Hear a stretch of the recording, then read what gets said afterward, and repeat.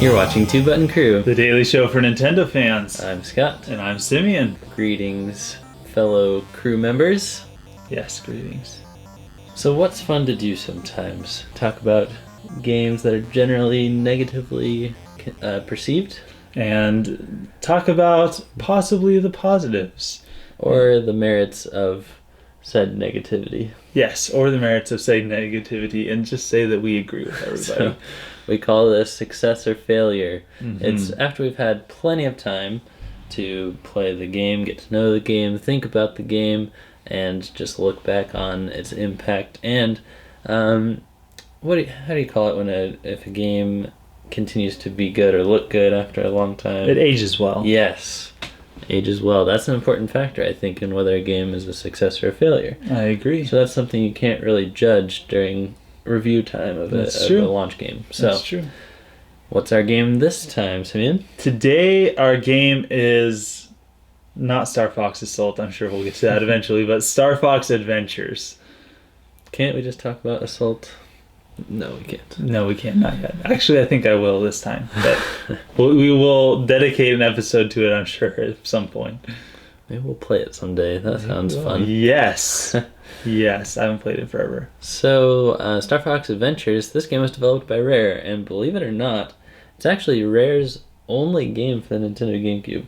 After such a strong partnership that they had with Nintendo during the 64 days, they put out one title. One single title. It was going to be this game called Dinosaur Planet. I think that's kind of obvious from the motif. You're on a planet full of dinosaurs.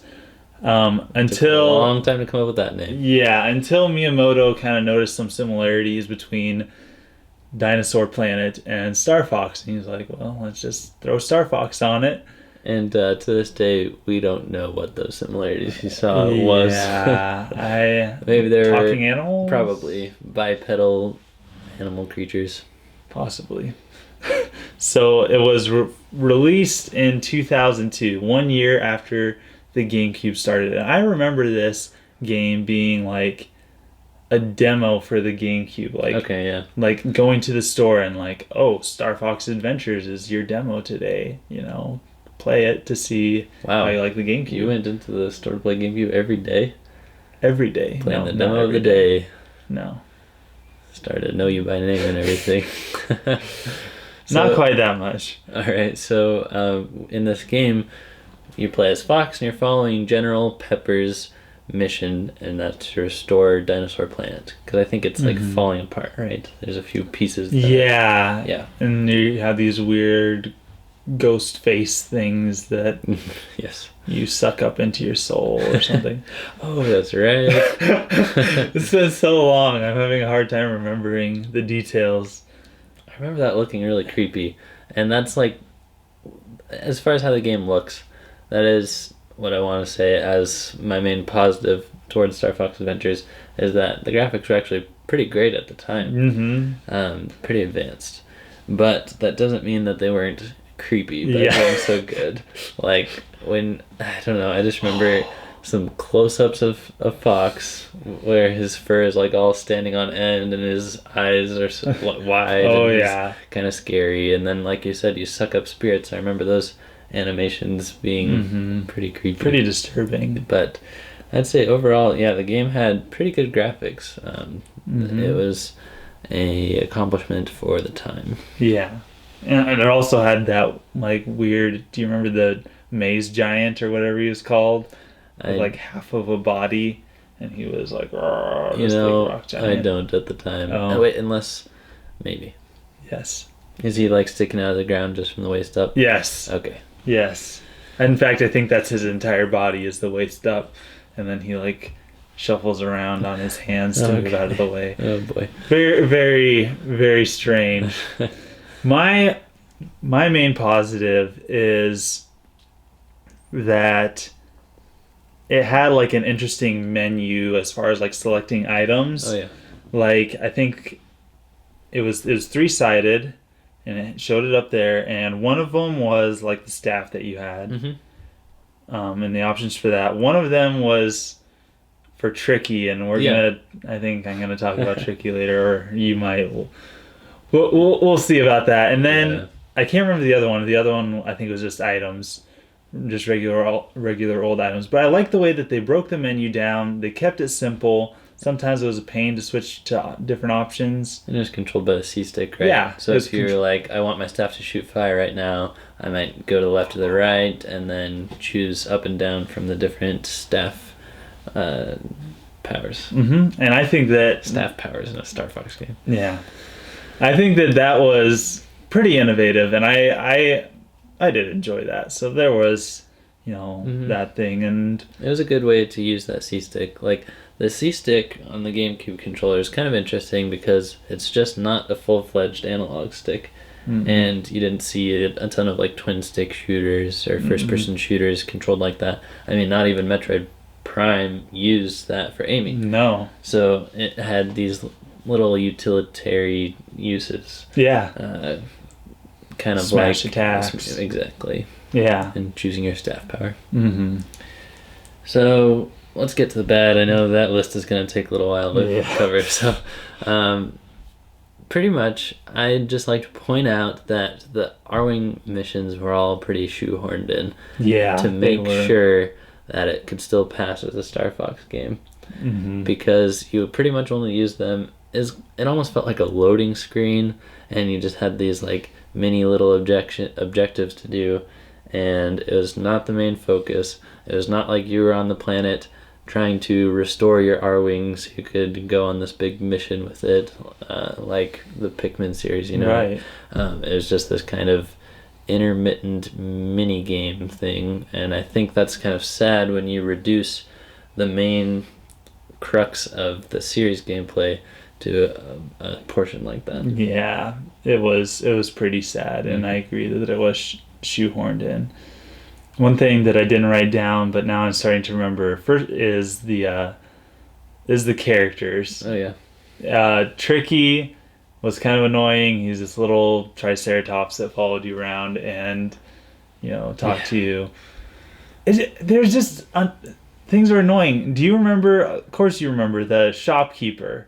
Yeah. You don't have enough scarabs. And it was creepy. There were creepy things.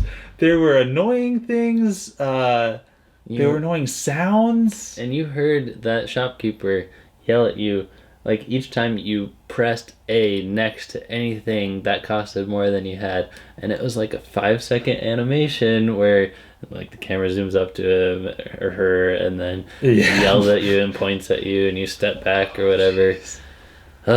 Just annoying. Like there were just some like annoying characters and just bizarreness. Like I don't know what else to say about it. Not only annoying things to hear and to see, but I'm gonna point out that some of the gameplay portions were extremely frustrating, and I think that was particularly when you're about to get the Krazoa spirit. Like you've played through whatever level it was and you got to the temple portion. Mm-hmm.